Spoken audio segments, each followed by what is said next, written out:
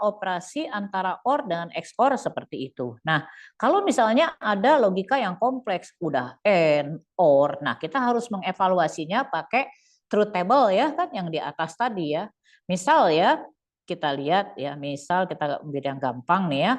Ini operasi logika tuh emang agak inilah ya, agak lumayan ya, mikir gitu ya. Jadi misalnya ya, A sama dengan true ya. Kok jadi import true? Ih, ngarang-ngarang banget nih. A sama dengan true. Ini true-nya harus kecil lagi. True gitu kan. Salah. B sama dengan false. Nah, kenapa jadi gitu? Nah, kalau kita bilang C sama dengan A, N, B, maka C apa? C apa? False. False. Ya, pasti false. Oke ya. Kita bilang maka C ini adalah false. Kenapa kan kalau N itu kan harus dua-duanya benar ya. False ya. Kalau misalnya D sama dengan C, N, A, or B. Ya. D ini apa? True atau false? False, Mbak. Alasannya?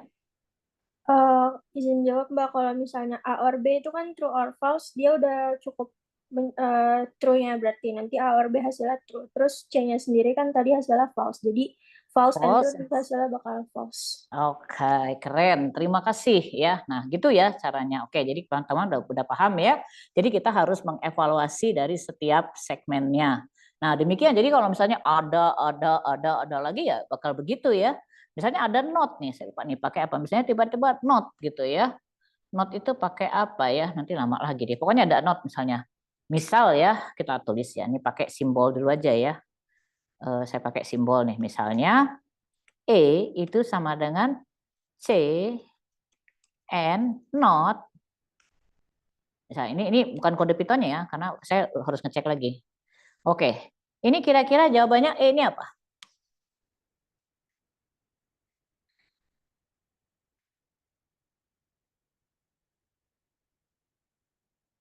True atau false?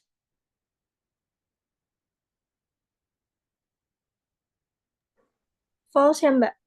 Iya, betul. Kenapa? Karena C-nya false, A and B-nya true, tapi dinotkan false. False and false jatuhnya false ya. Kan N itu hanya benar jika kiri benar, kanan benar. Itu syaratnya N. Jadi di luar itu salah gitu kalau kita pakai N. Tapi kalau kita pakai OR ya benar ya. Karena C-nya false, Kalau OR salah juga ya, karena ini false, ini juga false, salah gitu. Pakai XOR juga salah. Jadi biar gimana pun itu akan false ya kalau pakai kondisi kayak begini. Jadi untuk mengevaluasi logika, kita harus mengevaluasi kebenaran dari setiap ekspresi. Oke, ngerti ya? Nah, itulah operasi. Jadi selebihnya ya gampang lah ya. Operasi aritmatika tambah kali kurang. Yang beda hanyalah bagi ya. Kalau bagi tadi kan ada pembagian bilangan bulat atau pembagian biasa. Kalau pembagian biasa kan hasilnya pecahan. Meskipun ya kita tulis misalnya 10 bagi 5, itu kan 10 bagi 5 itu kan bulat. Tapi kalau kita tulis pakai pembagian integer, hasilnya tetap pecahan ya. Contoh misalnya C sama dengan 10 bagi 5. Ini kan hasilnya 2 ya. Nah, tapi kalau kita print C, maka ini C ini akan dianggap sebagai bilangan pecahan. Makanya jadinya 2,0. Gitu ya. Jadi bukan 2 doang. Kenapa? Karena dia pakai pembagian bilangan real gitu. Walaupun dia bulat gitu ya. Kita tulislah misalnya 100 bagi 4. Jawabannya berapa? 25, Berapa? Mbak. 25,0 karena dia jadi bilangan ini, bilangan apa? Bilangan apa? Desimal tuh kan jadi 25,0. Ya 25, tapi kan bukan sebagai bilangan bulat gitu ya. Nah, kalau dia kepengen jadi bilangan bulat, kita harus baginya kayak begini nih. Nah, kalau di sini dia cuma diambil 25-nya doang ya. Kita lihat. Tuh, hilang tuh komanya. Dia menjadi bilangan integer gitu. Padahal sama hasilnya, tapi kategori bilangannya berbeda. Ya ngerti itu ya, tipe-tipe data pada program ya, pada Python. Jadi kalau yang namanya bilangan bulat itu memang nggak ada komanya. Integer ya, kalau ada komanya walaupun komanya 0,000000 ya tetap aja dia bukan bilangan integer, dia masuknya bilangan real ya atau desimal atau apapun. Oke. Nah, ini udah paham nih. Jadi itulah di soal operasi. Nah, berikutnya adalah contoh program. Nah, oke, sekuen ya. Jadi sekuen ini apa ya? Oke, nah sekuen ini menunjukkan urut-urutan eksekusi program. Kalau kita rubah urutannya, itu akan mempengaruhi hasil jadi ngaco. Ya, contoh ya, misalnya kita mau ngitung perubahan kecepatan ya. Misalnya mula-mula 25 meter per detik, setelah 5 meter, setelah 5 detik, nih salah nih ya, bukan 5 meter ya. Setelah 5 second ya. Sorry, ini jadi 5 meter per detik, sorry. Nah, ini kan. Oke, nah. Jadi kita lihat gini ya. Sebuah sepeda motor mengalami perubahan dari 25 meter per detik menjadi 5 meter per detik setelah jalan 75 meter. Berapa waktunya dari rubah dari 25 ke 5 tersebut? Nah, karena terjadi perubahan kecepatan menurut ilmu fisika, itu namanya gerakan berubah beraturan. Rumusnya itu udah ada kayak begini nih, tinggal pakai ya. VT, V0 ditambah A kali T. S itu adalah V0T ditambah setengah AT kuadrat. VT kuadrat sama dengan V0 kuadrat ditambah 2AS. Ini saya nulis ekspresinya kayak gini karena ini kan teks ya, nggak bisa dipangkat-pangkat gitu. Nah, tapi algoritma ini ketika rumus ini ketika kita tuliskan dalam bentuk algoritma matematika ditulisnya harus menurutin kaidah. Jadi jangan A dengan T, nggak ngerti. Jadi kita harus tulis nih VT sama dengan V0 ditambah A kali T. Nah, terus S itu kan V0T, berarti V0 kali T ditambah setengah. Setengah itu kan nggak ngerti ya, 0,5 dikali A dikali T. Nah, T kuadrat ya, berarti dikali A dikali T dikali T. Kemudian VT kuadrat, VT kali VT sama dengan V0 kuadrat, V0 kali V0 ditambah 2AS, 2 kali A dikali S. Itu rumus. Tapi bagaimana cara kita memanfaatkan rumus ini untuk menyelesaikan? Oke, kita lihat nih dari rumus ya, ini secara manual dulu. Yang diketahui adalah V0 murah-murah 25, VT-nya 5, kemudian jaraknya 75. Oke, yang diminta apa? T. Ya, rumusnya apa nih? Oke, kita hitung ya. Pertama kita hitung A. Dari rumus apa ini? VT kuadrat sama dengan V0 ditambah 2A kali S ya. Nah, di sini kan kenapa kita pakai rumus ini? Karena VT-nya kita tahu, V0-nya udah tahu, S-nya udah tahu, A-nya mau dicari. Kan jadi tinggal nyari A nih. Masukinlah ke sini. A itu sama, ini ya. Kita masuk ini, VT kali VT sama dengan V0 kali V0 tambah 2 kali A kali S. Maka kita bolak-balik ya, maka 2AS itu sama dengan VT kali VT dikurangi ini, V0 dikali V0. Nah, terus di sini, oke. Oh ini salah ya, VT kali VT, sorry ini 2AS. Oh, ini enggak ada ya, bentar. 2AS. Nah, oh ini kelebihan di sini. Nah, nih ya. Jadi di sini 2AS kan jadi ini, seblok ini itu ditukar ya, berarti VT dikurangi V0, VT kuadrat dikurangi V0 kuadrat. Maka A adalah VT kuadrat dikurangi V0 kuadrat dibagi 2 kali S. Nah, dapatlah ini. Maka kita hitung, tinggal dimasukin. A-nya berapa ya? 5 kali 5. Nah, ini kan nggak kelihatan ya, karena di sini dia jadi gini, karena kan ini kode namanya script di Python ya. Kalau untuk jadi teks, nah biar kelihatan kayak gitu kan. Nah sekarang udah kelihatan nih. 5 kali 5 dikurangi 25 kali 25 dibagi 2 kali 75. Dapatlah 5 kali 5, 25. 25 kali 25, 625. Dibagi 2 kali 75, 150. Dapatlah minus 600 dibagi 150 sama dengan min 4. Udah dapat nih A. Oke. Berikutnya yang ditanya apa? T. Nah, T itu ada nih VT ditambah V0. VT sama dengan V0 dikali AT. Ya udah dimasukin aja. VT udah tahu, V0 udah tahu, A udah tahu. Berarti T dicari dong. Berarti A kali T sama dengan VT dikurangi V0. Berarti T sama dengan VT dikurangi V0 dibagi A. Dimasukin, dapatlah T sama dengan 5. Terus ini kan hitungan manual ya, kita pakai apa ya, rumus fisika. Kayak gimana ini kalau dirubah jadi program? Oke, maka kita buat dulu nih algoritmanya. Oke, inputannya adalah VT V0S, itu tipenya integer. Sedangkan A dan T real. Kenapa? Karena kan A tadi dapat dari rumus nih, nanti ada bagi-bagian. Maka nggak mungkin dong A-nya bilangan bulat ya. Terus T juga sama dari rumus nih. Maka kita set A dan T ini tipenya real. Terus kemudian mulai. Pertama yang diketahui apa? V0, VT, dan S. Tadi berapa V0-nya? 25, VT-nya 5, S-nya 75.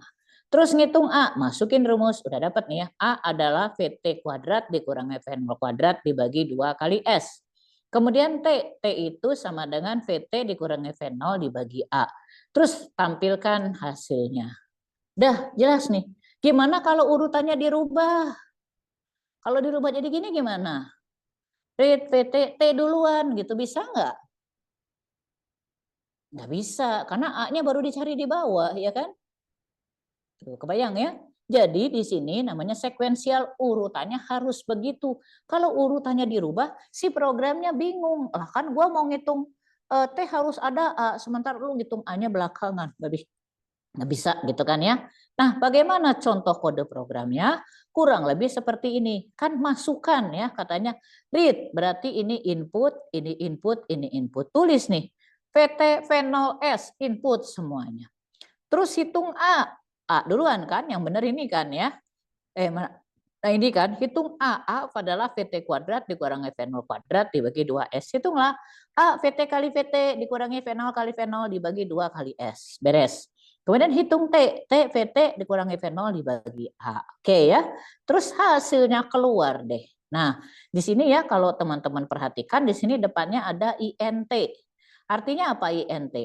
Jadi gini, kalau kita nerima masukan dari layar ya, itu semuanya dianggap string atau teks ya. Kalau dia pengen dianggap angka, maka harus dikonversi menggunakan fungsi konversi ini. Jadi kalau dia konversinya ke bilangan bulat harus pakai INT ya. Bagaimana kalau dia pengen dikonversi ke bilangan pecahan? Ada namanya float gitu ya. Oke, nah kita anggap karena ini gampang kita anggap INT dulu ya. Jadi kalau kita nggak gunakan INT maka dia nggak bisa dihitung. Jadi kecepatan awal misalnya ya kita masukin kecepatan awalnya 25. Maka itu dianggap huruf 2 dan huruf 5 bukannya nilai 25 gitu kan. Nah, maka di sini kita tuliskan INT. Nah, sedangkan kata-kata input itu akan menghasilkan prom namanya. Prom itu jadi dia tidak berjalan sampai kita beri masukan. Gitu ya. Jadi kecepatan awalnya seperti ini. Nah, bagaimana kalau kita run ya? Nah, kemudian kita beri masukan nih, kan dia mintanya INT. Kita beri masukan misalnya A B C D. Apa yang terjadi? Apa yang terjadi kalau kita beri masukan seperti ini? Apa yang terjadi? Jalan nggak programnya? Error kan, Mbak? Error. Kenapa? Karena bukan integer.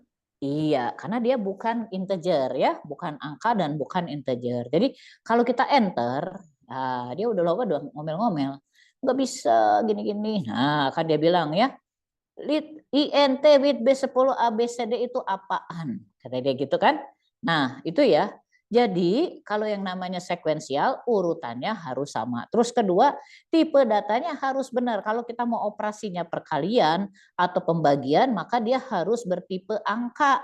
Tapi kalau penambahan bisa ya bertipe huruf. Cuman ya kagak ada operasi matematik. Jadi misalnya A tambah A bukan jadi 2A atau jadi berapa. Jadinya adalah A gitu. Misalnya kita bilang A kali 5. Ya berarti hasilnya adalah A 5 biji gitu ya. Karena dia operasinya adalah operasi string. Tapi kalau pembagian itu mutlak, nggak bisa ya. Jadi nggak bisa A bagi 2, nggak bisa, kecuali A-nya itu adalah angka. Oke ya. Nah, jadi ini kita nggak bisa memasukkan data sembarangan. Oke ya. Nah, terus ya, tadi kan kita sudah menghitung akar ya dengan pangkat dengan cara mengalihkan, jadi kayak V0 kali V0 ya, terus VT kali VT.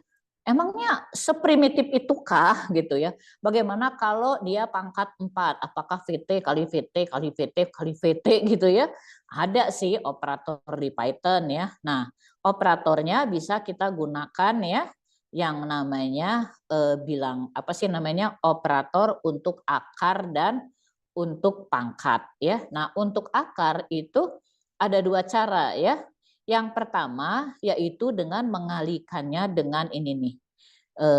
Dengan jadi kayak 64 sama eksponen 0,5 tuh kayak 64 pangkat setengah gitu loh. Jadi kayak misalnya ya kita mau nulis ya, misalnya kita mau nulis ya, misal ya, hitung misalnya kok jadi hitung ya, hitung berapa ya, 2 ya saya tulis ya, pangkat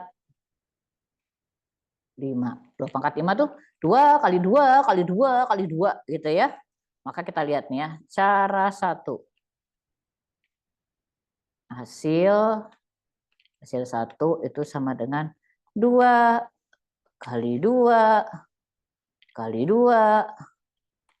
Nah, ribet juga ya, kali 2 kali 2. 1, 2, 3. Bisa nggak? Bisa ya. Print. Hasil 1. Ya, hasilnya adalah 32, gitu kan? Tapi kan bayang ya kalau pangkatnya 10 ngerjainnya gimana dong? Ya, maka kita lihat cara kedua ya. Cara kedua, kok pindah ke sini lagi ya. Cara kedua kita tulis hasil 2. Di mana hasil 2 ini adalah 2 dikali bintang eksponen berapa nih? 5. Ya kan? Artinya 2 pangkat 5. Kita print nih. Hasil 2. Hasil 2 gimana ya? Tadi kan hasil yang pertama 32. Sama ya, 32 juga. Kan lebih singkat. Nah, kayak gitu. Jadi daripada 2 kali 2. Nah, bagaimana kalau akar? Ya, kalau akar kan berarti kan dia pangkat setengah. Ya, berarti kalau misalnya ya kita tulis ya, misalnya akar 2.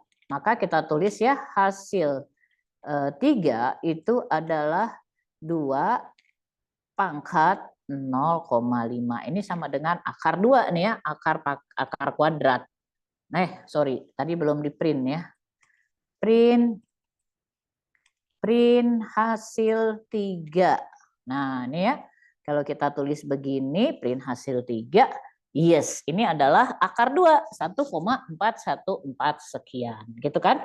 Nah, tapi kalau kita nggak mau pakai ini, ada nggak? Ada cara lain. Kebetulan di Python ya, ini khusus Python, dia itu punya pustaka yang bernama math. Nah, mengapa ini saya kenalkan? Karena Python ini punya pustaka banyak sekali yang kita nggak usah repot-repot, memudahkan kita bikin program. Ya, ini kebetulan kita butuhnya akar. Gimana kalau kita butuhnya yang lain-lain? Nah, dia punya tuh caranya supaya dia bisa dipakai, kita harus import dulu. Nah, begitu kita import, maka dia punya sub function bernama SQRT. Jadi math ini kayak keluarga gedenya, nanti anaknya adalah math.sqrt, math.apa, math.apa. Nah, karena kita butuhnya akar, maka kita pakailah math sqrt build. Jadi di sini ya, yang tadi nih, yang ini nggak bisa nih kita kalau tiba-tiba pakai ya. Misalnya hasil 4 ya, kita pakai di sini hasil 4 itu sama dengan math sqrt berapa ini tadi? 2 ya. Nah, terus kita print ya. Mana tadi kita print nih hasil 4. Print, kemana sih? Print hasil 4. Keluar nggak ya? Oke, kita cek ya. Ya, nggak bisa nih yang dia bilang salah nih. Kenapa? Math is not defined. Kok kan ada di bawah? Ya, tapi kan ini belum kita run. Kan udah pernah. Ya, ketika kita tutup satu Google Colab, kemudian kita nggak buka lagi ya, maka yang pernah dia panggil tuh dianggap nggak ada. Jadi supaya dikenal harus di run lagi. Ya, caranya dengan menyisipkan di sebelumnya atau ngeran yang di bawah sini. Nah, kalau ini udah kita run, maka si mat ini udah dikenal. Kita ambil contoh nih ya. Set. Kan udah diimport. Dah. Nah, sekarang kita run yang ini nih. Apakah dia kenal? Karena tadi yang di bawahnya udah. Kan mau dia sekarang.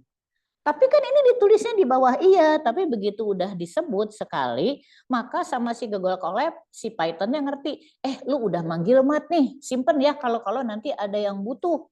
Gitu. Jadi kalau sudah kita tuliskan import mat pada saat yang sama ya, hari ini gitu ya, dia maka setiap kali kita ngan itu akan, maksudnya selama hari ini terjadi, si mat itu dikenal gitu loh. Tapi kalau kita tutup, besok kita buka, ya nggak kenal lagi. Supaya dikenal ya importnya di atas gitu loh. Tapi kalau belum diimport tiba-tiba dipanggil ya dia kagak kenal gitu. Nah sekarang udah kenal, udah karena dia sudah pernah dieksekusi yang di bawahnya. Itu ya. Jadi itu cara kita mengetahui kalau satu library nggak kenal padahal kemarin jalan kenapa ya. Nah kita bilang oh jangan-jangan pustaka itu belum kita panggil hari ini gitu kan. Karena dia tidak menyimpan ya pustaka-pustaka yang sudah pernah dipanggil. Jadi dia cuma pas perlu panggil sehari, oke, dia mantang selama filenya belum ditutup. Begitu file udah ditutup, ya udahan kata dia gitu kan. Oke, nah, oke ya. Jadi ini ada dua cara untuk menghitung matematik, itu bisa dengan hitung manual kayak pangkat, kayak akar. Nah, bisa juga dengan menggunakan pustaka gitu ya. Nah, yang kedua nih ya, operasi apa namanya? Operasi sekuensial. Kita mau nuker isi. Misalnya ya, saya pengen yang tadinya A-nya berapa, B-nya berapa, kemudian kita pengen ditukar dari A menjadi B, B menjadi A. Kalau yang namanya nuker itu berarti misalnya kita punya 2 gelas. Yang satu isi sirup, yang satu isi teh. Saya pengen nuker, gimana caranya? Bisa nggak yang teh dimasukin ke apa tadi sirup? Ya nggak bisa, kecampur kan? Sirup masukin ke teh nggak bisa juga. Caranya gimana dong kalau saya pengen nuker isi dari 2 gelas tersebut?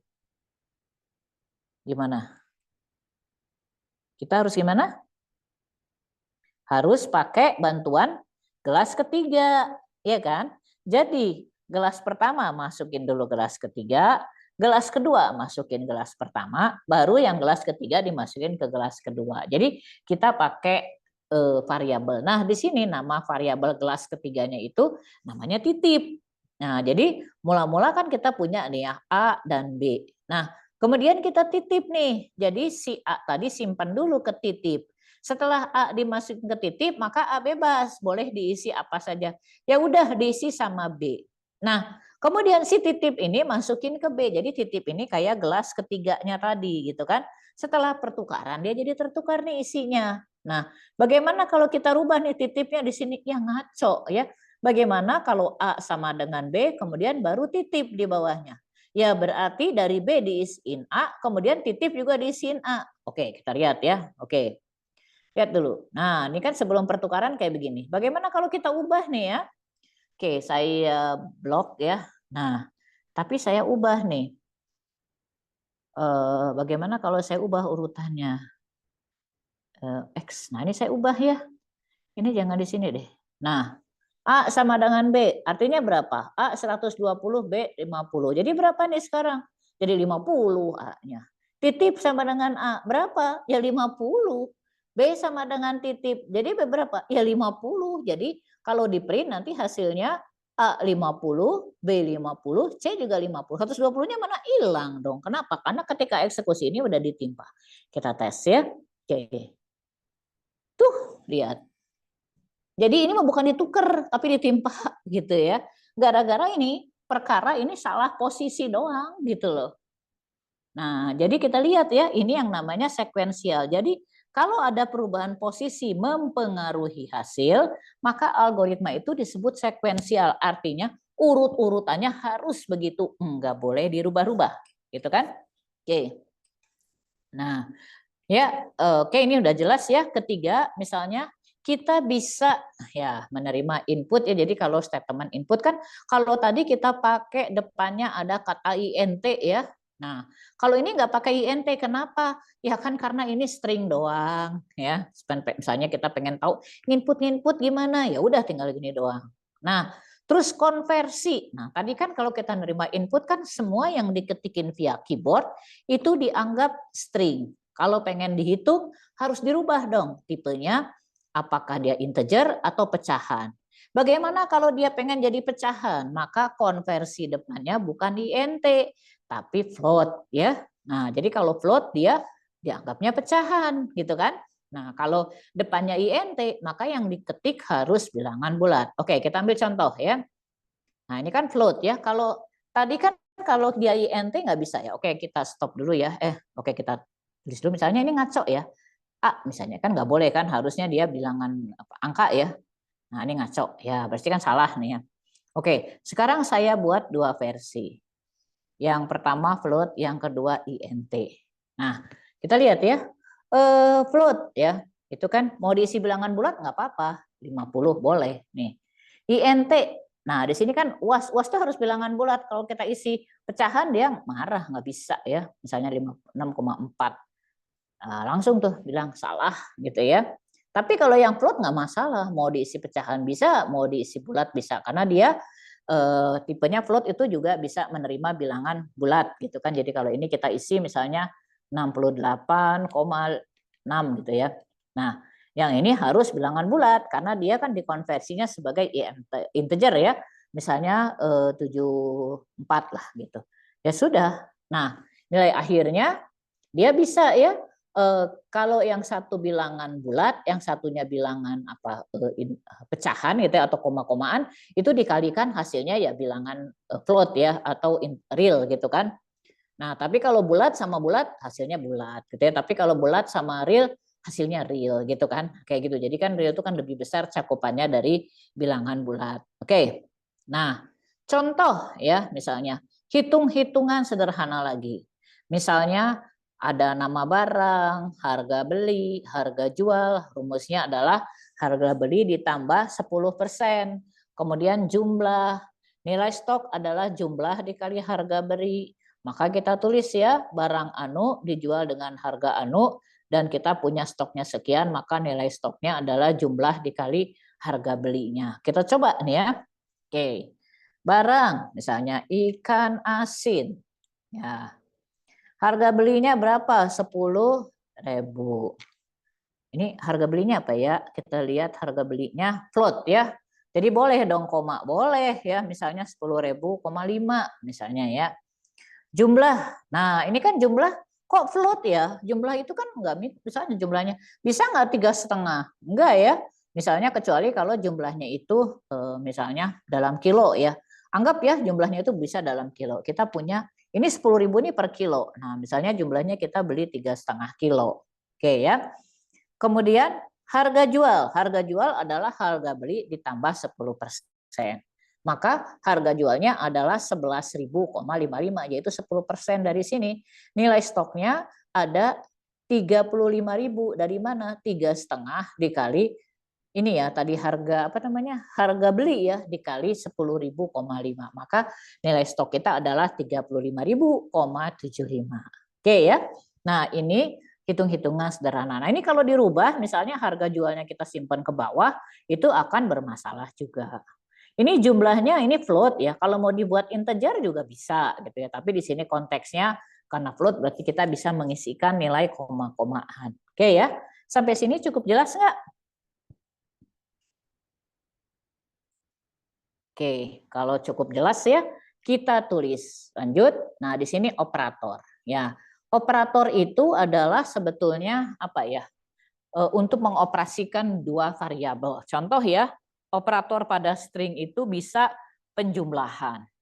Pengurangan nggak bisa ya. Udin dikurangi sedunia itu gimana hasilnya ya? Kita kalau ditambahin mah bisa. Jadi Udin sedunia. Jadi A ditambah B, gitu kan? Nah, kalau kita Bisa nggak ya dikurangi? Coba ya, misalnya C itu sama dengan din. Nah, misalnya. Kemudian ini jangan C ya. E lah, kita tulis E itu sama dengan din. Terus kita tulis nih A1 itu sama dengan A dikurangi E. Udin dikurangi din. Ya, bisa nggak gitu ya? Print A1. Apa hasilnya? Salah. Kenapa? Kenapa salah? Karena dinnya udah masuk ke kata udinnya. Jadi Ya, harusnya dipisah. karena ternyata operator pengurangan tidak berlaku pada string, tapi penjumlahan bisa. Kalau penjumlahan stringnya digabung gitu loh. Jadi kalau ini kita tulis A ditambah E itu bisa. Bisa. Jadinya apa? Udin din, gitu kan? Udin ditambah din. Ya, kita coba nih. Tuh, udin din. Oke? Ya, jadi operator string itu yang berlaku cuman penambahan. Pengurangan nggak bisa. Perkalian bisa loh. Perkalian apa? Ya, dikaliin aja ya. Contoh, tapi yang harus dikaliin sama number ya. Misalnya A1A kali 2. Ya, kali 2. Ini artinya apa? Hasilnya apa nanti? A1A kali 2. A1-nya udin. A-nya udin. Jadi A kali 2 jadi apa? Udin. Yes, udin ya. Jadi nempel tuh kan? Gitu. Berarti dia perkalian bisa. Yang nggak bisa apa? Pengurangan nggak bisa, pembagian nggak bisa, gitu kan? Oke. Jadi kita paham ya bahwa setiap tipe data tadi itu ada operator yang bisa dan ada yang enggak. Nah, kalau string itu kan spesifik. Kalau number sih bebas. Kali, bagi, kurang, bagi itu ya bebas ya. Nah, berikutnya adalah operator perbandingan. Operator perbandingan itu kayak logika. Jadi contoh nih ya. Apakah dia A besar daripada B? Apakah dia sama dengan B? Maka di sini operator perbandingan itu jadi mirip kayak logikanya. Jadi misalnya contoh ya, apakah C1 itu dibandingin sama dan C2 itu true and true enggak? Kayak gitu kan. Nah, berikutnya operator perbandingan angka. Kalau tanpa konversi itu maka dia dianggap string ya. Kalau dia sebagai konversi dia dianggap number ya. Contoh nih tanpa konversi ya. Contoh A sama dengan angka ya, tapi dia enggak dikonversi ya. A misalnya 30. Oke ya, 30. Terus B-nya misalnya berapa ya? Berapa ini? 30. Oke ya, 35. Coba kita lihat. 32 ya. 34 ya. Enter.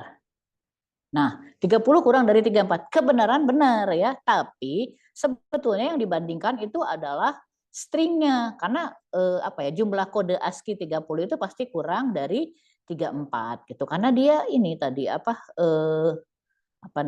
dia bukan bilangan ya, tapi string. Sekarang kalau misalnya kita tulis ya C sama dengan A bagi B.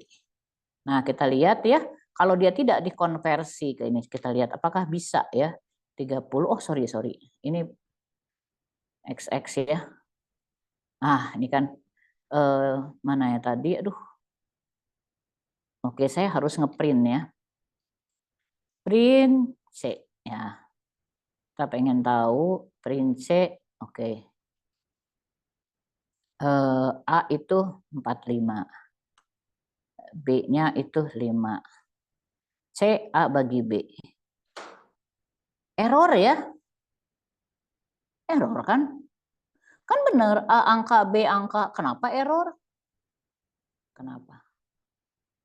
Mana lagi nih bilangnya 45 kurang dari 5? Mana benar itu? Karena dianggap string, Mbak.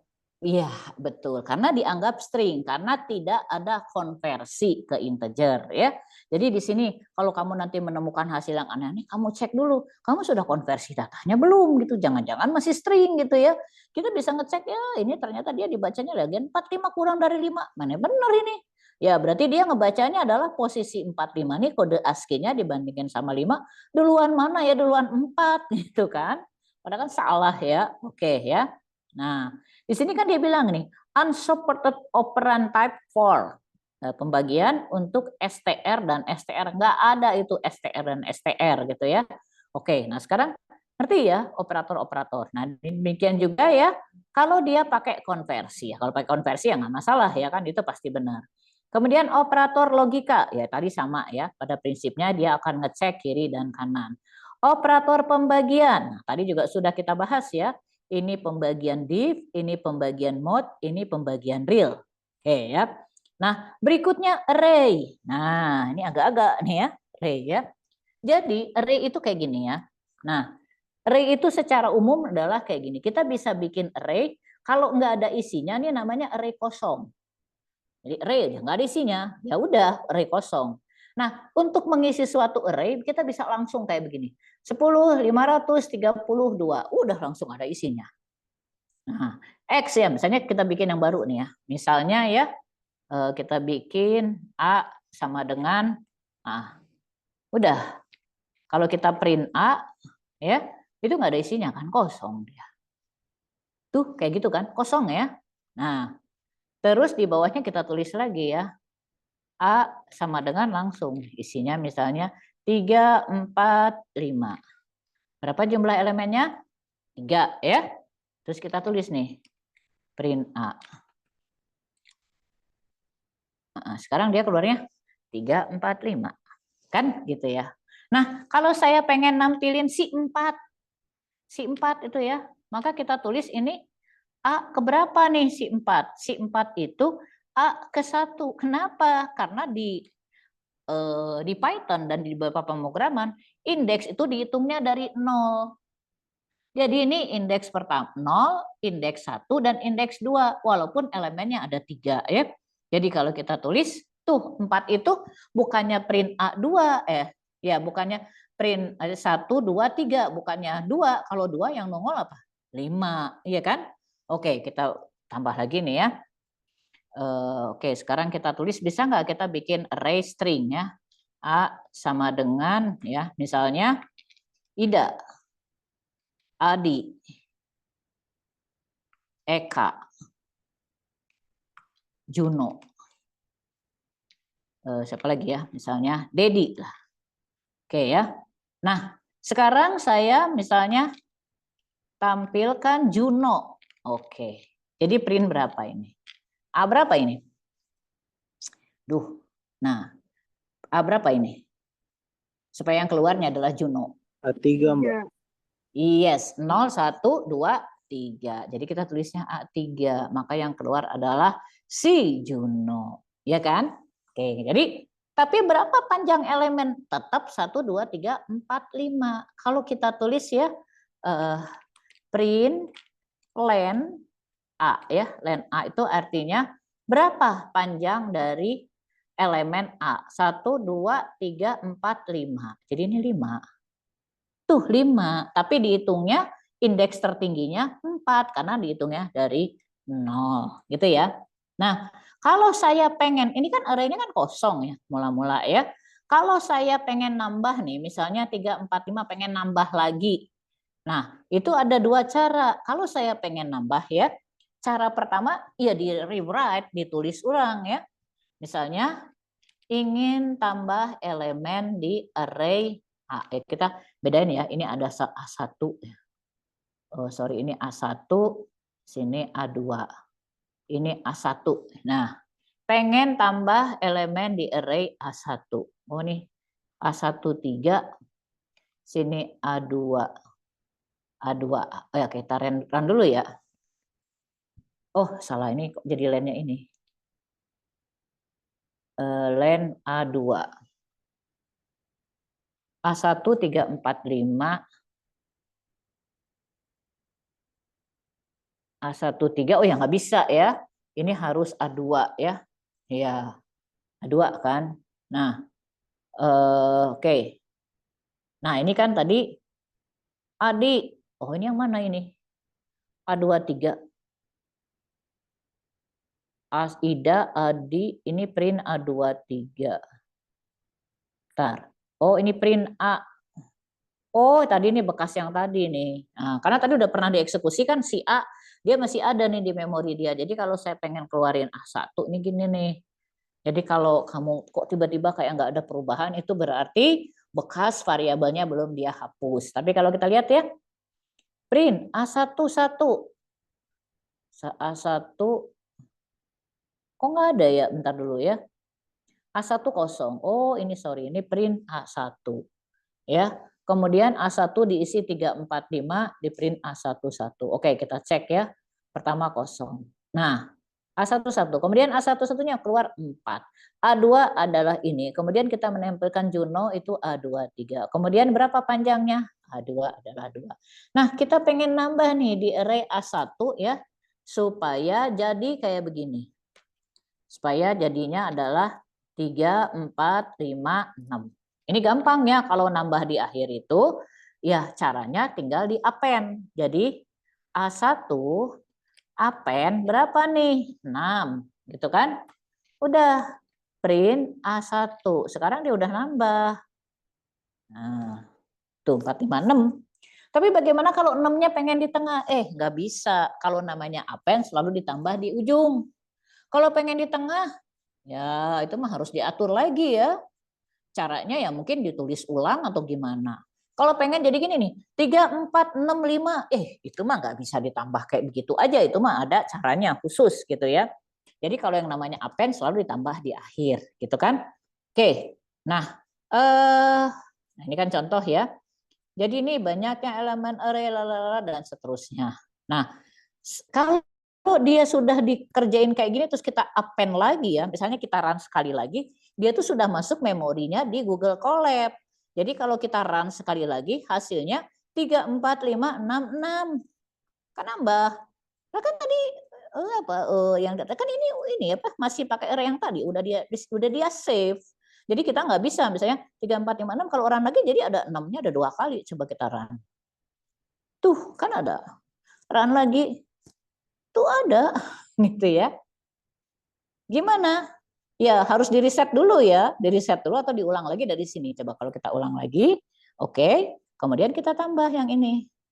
Nah kan benar karena dia sudah di reset, dinolkan dulu gitu loh. Jadi kalau nggak dinolin terus aja karena dia sudah disimpan di memorinya si Google Colab, begitu kan? Jadi hati-hati nih kalau pakai array tiba-tiba bundle kayak begitu, jangan-jangan nilainya udah kesimpan nih, nggak kita reset, gitu kan? Oke, nah ini ya untuk array itu seperti ini. Oke, nah caranya ya kan kalau gini kita nampilinnya kan ke samping gitu ya, 3, 4, 5. Kalau ini Ida, Adi, Eka, Juno. Bagaimana kalau saya pengen menampilkannya ke bawah ya? Kalau pengen menampilkan ke bawah, maka si ini tuh harus ditampilkan dalam bentuk sedikit ya, berupa loop ya. Nah di sini kan kita walaupun kita belum belajar nih sampai loop, ngekliknya kapan, keluarnya kapan ini. Kita dulu. Oke, nah di sini meskipun kita belum belajar loop, tapi kita pengen nampilin nih si Adi, Ida, Adi itu ke bawah. Caranya gimana ya? Caranya ini kan A2 ya, nama array-nya ya. For I, ini sembarangan ya, mau for X, mau for isi, mau for Udin, bebas ya. Jadi ini bebas, mau X gitu bebas apa aja. Pokoknya misalnya saya ambil gini ya, in Juno, in A2. Nah di sini print XXX. Jadi harus sama nih. Ini XXX itu adalah isi di dalam A2. Itulah yang kita print gitu kan. Nah jadi ke bawah sekarang dia. Jadi print 1, print 2, print 3, print 4. Jadi ke bawah. Kalau cuman print A1 A2 doang, dia ke samping dong. Ida, Adi, Eka, Juno, Dedi. Oke ya. Nah tapi ini kan for nanti di bab seterusnya. Sekarang asal tahu saja. Makanya kalau di sini ada for CC. Nah, ini tuh variabel ini tuh bebas sebebas-bebasnya. Mau for X, for isi. Jadi kamu nih, bu kenapa ini isi? Ya pengen aja. Ini kenapa X? Ya boleh suka-suka gitu ya. Pokoknya intinya dia tuh kayak penampungan sementara dari elemen array di depannya. Gitu kan? Oke. Nah, ini array string. Oke, ini sudah. Ya. Kemudian record. Nah, tadi kan kita udah belajar array, berikutnya adalah record ya. Nah, record itu bisa kita buat dengan berbagai macam cara ya. Salah satunya adalah menggunakan data class. Karena record itu sebetulnya si Python itu nggak punya record, dia punya cara lain. Tapi kalau kita kekeh pengen kelihatan kayak record, ada 3 cara. Salah satunya adalah dengan data class. Sebetulnya ada 2 cara lagi ya, tapi itu nanti kita bahas di bab array dan record. Ini kan baru pengenalan doang, array kayak gimana, record kayak gimana, tapi benar-benar array dan recordnya itu ada bab khusus gitu ya. Oke, sekarang kita tahu dulu nih, saya bikinlah sebuah record bernama book ya. Book ini tipe ya, di dalamnya ada 1, 2, 3, 4 elemen. Nah, terus variabelnya itu bukan book, kan kelas book ini tipe ya, variabelnya bernama book1. Jadi kalau book1 sama dengan book itu kayak mendeklarasikan variabel untuk tipe data book, di mana tipe data book ini kebetulan berupa record yang di dalamnya memuat 4 variabel, gitu kan? Nah, jadi book1 adalah book, maka yang kita pakai operasi itu bukannya book, tapi book1. Kenapa kita nggak bisa pakai book? Karena dia itu bukan variabel, dia itu tipe, gitulah, ya kan? Tipenya dari sebuah data class. Jadi variabelnya adalah book1. Jadi kalau kita isi book1 title, book1 year, book1 price, book1 stock. Nah, cara kedua, ya udah, book1 itu adalah book di mana si book ini dipetakan kayak begini. Nah, kalau kita print, oke, di sini kita print ya. Print book1. Isinya apa? Oke, ini kita pindahkan dulu yang cara kedua ini ya. Terus X ya, kita masukkan ke blok baru nih biar kelihatan. Oke. Nah, kita cara keduanya. Nah, ini cara kedua. Oke, sekarang kita cek ya. Si manis ya, oke, kita jalanin. Nah, kelihatan ya, book title si manis year 2022, price 350, stock true. Dari mana dia? Ini ngambil ini 1, 2, 3, 4 variabelnya dikeluarkan bahwa ada sebuah record book ya, bertipe book, dalamnya isinya ini. Cara kedua, ya kita bisa dengan menggunakan kayak begini. Jadi enggak disebut satu-satu tapi langsung ya nyebutnya ke samping. Nah, ini kan bedanya nih diisi sekaligus ya. Kalau ini kan satu-satu, title-nya apa, year-nya apa, price-nya aja. Kalau ini mah langsung aja. Tapi ingat tipe datanya harus sama ya. Kalau di sini integer, integer, kalau float, float, kalau boolean, boolean, stoknya harus kayak begini. Bagaimana kalau stoknya itu, kan ini tipenya boolean ya stok itu. Misalnya stoknya saya isinya nggak boolean ya. Misalnya saya isinya katakanlah 30. 30 itu kan integer, padahal dia mintanya boolean. Apa yang terjadi? Ya dia bakal error.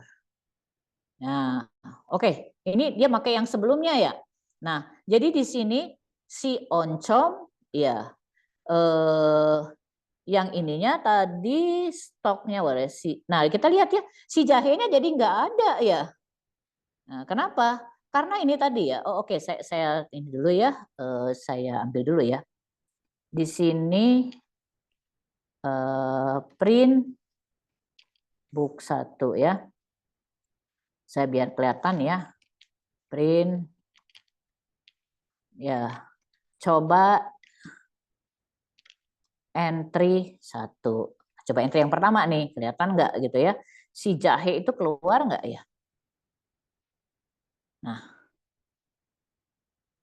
oke. Nah, di sini dia tetap nyimpen ya. Di sini 30, padahal kan harusnya dia stoknya itu boolean, tapi dia jadinya number gitu kan. Kenapa? Karena kita isinya number. Ya, ini memang kelemahannya Python begini. Jadi walaupun udah kita declare di sininya itu sebagai apa? Boolean, ya ternyata dia bisa diisi suka-suka gitu kan. Nah, kita lihat yang kedua ini adalah isi yang baris kedua ini, si oncom 2002 1500 dan true. Yang jelas isinya harus 4. Nah, bagaimana nih kalau kurang? Ya, maka cuman kita isi kayak gini. Apa yang terjadi ya? Kita tes. Iya. Dia tetap ada ya, tapi kenapa nih stoknya kok ngambilnya false? Kenapa? Oke, kita ulangi ya. Kita bikin record dulu. Oke, bikin record baru. Diisi si manis, year, price, stock, true. Terus kita run, tapi si ininya nggak kita isi. Ya, stoknya defaultnya false karena dia kosong. Lihat di sini. Booleannya adalah false, defaultnya. Jadi dia ambil stok default. Kalau kamu nggak isi, bagaimana kalau price-nya nggak saya isi? Kalau price-nya nggak saya isi, apa yang terjadi? Ya dia ambil price-nya 0. Karena ini adalah nilai awalnya, defaultnya. Jadi misalnya saya nggak isi nih price-nya, isi cuman apa si jahe sama tahun doang. Nanti keluarnya apa? Si jahe 2023 price-nya 0, stoknya false. Jadi dia ngambil dari nilai default ini. Jadi ini adalah nilai awal defaultnya ya. Kalau kita run, oke kita run nih. Ya price-nya 0. Kok 0? Kan nggak diisi. Iya, karena dia ngambil dari sini. Gitu kan? Nah, ini kan dia ngambil dari sini. Karena kita berikan nilai awal. Tuh ya. Bagaimana kalau kita nggak kasih nilai awal ya? Bisa nggak gitu? Kita cek dulu, harus deklar ulang ya. Oke, kita ambil yang gampang. Nggak bisa karena dia harus menggunakan nilai awal. Dia langsung dikasih merah-merah gitu ya. Dia harus minta nilai awal gitu karena kita pakai strukturnya data class gitu kan. Nah, jadi untuk record tuh kayak begini. Dan kalau kita lihat ya, di sini kan ada record pertama diisi si manis tahun sekian, harga sekian, stok true. Kemudian yang kedua ini si jahe. Kalau kita print book 1, si manisnya hilang, yang ada si jahe. Kemudian kita ganti lagi si oncom. Maka si booknya keluarnya adalah oncom. Jadi kalau kita tulis apa book 1, si jahenya ngilang, si manisnya ngilang. Yang terakhir adalah si oncom. Kan record, betul. Ini record tapi bukan array. Maka pada satu saat hanya ada satu isinya. Bagaimana kalau saya pengen nyimpen tiga-tiganya? Si manis iya, si jahe iya, si oncom iya. Gimana dong caranya? Gimana? Ada yang tahu nggak jawabannya? Supaya nggak ketimpa gitu loh. Ada yang tahu nggak? Halo? Mungkin print book title-nya 3 kali, Bu. Atau Tetap ketimpa. Kalau 3 kali ya, itu kan emang waktu di print dia hasilnya akan beda-beda. Tapi yang terakhir, yang data yang sebelumnya akan tetap hilang. Kenapa? Karena satu variabel hanya bisa menyimpan satu data pada satu saat. Kalau pengen satu variabelnya kan record ya, namanya book 1. Kalau pengen book 1 diisi A ada, book 1 diisi B ada, book 1 diisi C ada. Gimana? Maka book 1-nya harus dirubah menjadi array gitu. Lah, dia kan record, emang bisa dijadiin array? Bisa. Makanya nanti ada bab khusus. Array bisa jadi record, record bisa jadi array. Di dalam array bisa ada record, di dalam record bisa ada array. Bisa juga array of the record dan record of array. Nanti mereka akan melakukan huru-hara di bab khusus array dan record, gitu ya. Tapi kita nggak perlu pusingkan itu sekarang. Pokoknya kita tahu kalau satu variabel itu hanya bisa satu data kecuali dia berupa array, gitu ya. Jadi kalau kita misalnya book sama dengan 30, kita pengen lagi book sama dengan 40, book sama dengan 50. Berapa book terakhir? Ya 50. Lalu 30, 40-nya mana? Hilang. Kalau pengen disimpan array, gitu loh ya. Prinsipnya seperti itu, oke? Nah, sekarang di sini ada tugas kecil-kecilan. Ya. Nah, kalau nanti teman-teman nemu kayak gini itu tolong dicicil. Buatlah program untuk menghitung. Jadi kalau dibagi mod, dibagi div, dan dibagi strip ini gimana? Ya. Terus supaya dia mudah ya, tampilkan maksimal 2 angka di belakang koma. Caranya gimana? Silahkan cari di tutorial ya. Gimana caranya? Kalau nggak salah di contoh-contoh lain juga ada. Ini supaya 2 angka di belakang koma itu gimana ya? Ada pakai round atau apalah gitu ya. Oke. Nah, tugas 1-2. Ya. Ini menghitung fungsi luas segi menghitung luas segi 4. Segi 4 kan gampang ya. Panjang berapa, lebar berapa. Ya. Nah, terus masukan awal itu string ya. Jadi kita tuliskan misalnya panjang 30, nanti dikonversi menjadi integer karena kan mau 30 dikaliin sama 40 misalnya kayak gitu. Tugas 1-3. Nah, ini contoh ya. Nah, ini kan ada contoh ya. Pengen ada perhitungan komisi. Ya, jadi kalau misalnya nama salesnya misalnya Pak Ahmad, penjualannya 5 juta, maka komisinya adalah 10% dari 5 juta. Nah, gitu kan? Oke. Kemudian tugas 1-4. Ya, ini ngitung nih, berapa sih gajinya? Ya, kalau gaji pokoknya sekian, ditambah tunjangan, dikurang pajak, bla bla bla, maka duitnya gajinya adalah sekian. Jadi contoh nih ya, nama Udin, gaji pokoknya 6.500.000, tapi dia dapat tunjangan 20%, berarti 6.500.000 ditambah 20%. Udah gitu dikurangi lagi 6.500.000 ditambah 20%, 6.500.000 dikurangi 12,5% dari 6.500.000. Hasilnya adalah 698.750. Kayak begitu. Ini program-program sederhana ya. Nah, berikutnya mengubah detik jadi jam, menit, dan detik. Jadi misalnya masukin detik. Misalnya 1000 detik itu jadi berapa jam, berapa menit, berapa detik. 1000 detik itu berapa ya? 1000 detik itu jadi kalau dibagi menit dibagi 60. Misalnya dapat sekian menit dibagi jam berapa dan seterusnya. Jadi misalnya ada ditemukan 3000 detik itu jadi berapa? Jadi misalnya 3000 detik itu sama dengan misalnya 3 jam 50 detik 3 jam 50 menit 2 detik. Nah, misalnya kayak gitu. Demikian juga dengan pecahan uang. Pecahan uang tuh masukannya kayak gini, misal ya. Misalnya kayak gini lah, 50.000 misalnya. Bukan 50.000, misalnya kita bayar duit ke orang itu 185.000. Nah, itu berapa ya? Berarti 1 lembar uang 100, 1 lembar uang 50, kemudian sisa berapa tadi? 150 ya. Berarti kan 85 ada 35 ya. Berarti 1 lembar uang 20 ya, 1 lembar uang 10 dan 1 lembar uang 5.000. Oke gitu ya. Oke. Nah, ini saya kasih keterangan ya. Contoh ya. Menghitung pecahan. Nah, di sini saya tuliskan di sini ya. Contoh ya. Nih, contoh.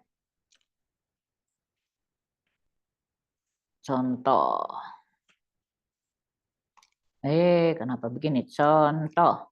Loh, kok ini? Kenapa kursornya sesuka hati? Oke ya. Input misalnya ya. Katakanlah 185.000. Maka outputnya adalah ya pecahan untuk 185.000 adalah ya 1 kali pecahan 100.000 ditambah 1 kali pecahan berapa? 50.000 ditambah 1 kali pecahan 20.000 ditambah 1 kali pecahan 10.000 ditambah 1 kali pecahan 5.000. Nah, gitu loh. Gitu. Mulai dari yang terbesar dulu. Bagaimana kalau duitnya misalnya kita masukinnya berapa? Misalnya 300. Ini kan kalau ini supaya gampang ya. 365. Oke, 365 ya. 390 lah misalnya ya. 390.000. Berarti berapa nih? Duit 100-nya ada berapa? 3. 50-nya ada berapa? 1. 20.000-nya? 2. Is pinter. Nah, kurang lebih begitu maksudnya. Gitu. Kebayang nggak? Pengennya kayak begitu. Jadi orang masukin apa terus dia ngeluarin. Jadi di sini inputnya diganti ya. 390. Nah, oke.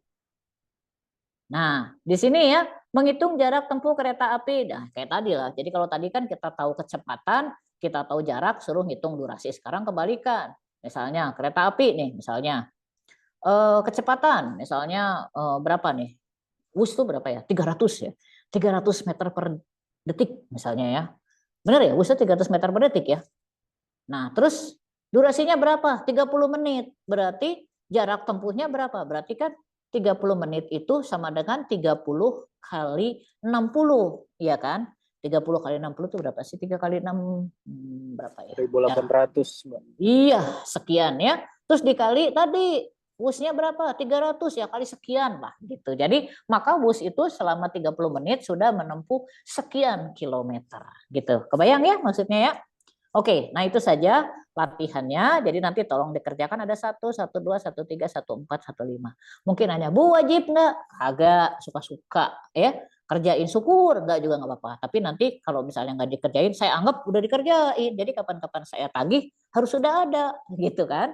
Atau kapan-kapan nanti kepake nih, karena kan teman-teman gini ya, programming itu kayak kamu belajar berenang. Jadi kalau kamu cuma nontonin orang berenang, oh, kamu ngerti caranya gitu, tapi kamu nggak pernah nyoba, ya nggak akan bisa berenang gitu loh. Jadi harus nyoba. Kalau pengen bisa berenang, ya harus nyemplung ke kolam, harus sering latihan, kelelep sama. Programming juga gitu, ya error lah, ngaco-ngaco lah. Tapi dari situ kita jadi tahu gitu. Jadi kalau teman-teman mungkin ada beberapa ya yang ngulang gitu ya, tuh tanya deh kenapa kekurangannya? Ya kurang latihan gitu aja, gitu kan? Ya kurang latihan, kurang nyoba, kurang belajar dan seterusnya. Nah ini kan saya sudah buat semuanya dalam bentuk ini, jadi meskipun teman-teman tidak punya bukunya tidak apa-apa, bisa lihat dari sini. Nah kalau misalnya kemarin ada yang sempat beli bukunya mungkin bisa membaca lebih lengkap. Kalau enggak ya bisa tinggal browsing lah, bisa cari contoh-contoh di internet gitu kan. Oke, nah itu saja barangkali materi dari saya hari ini. Ada yang mau ditanyakan atau disampaikan atau bagaimana? Ini recordnya mana ya? Stop. Oke.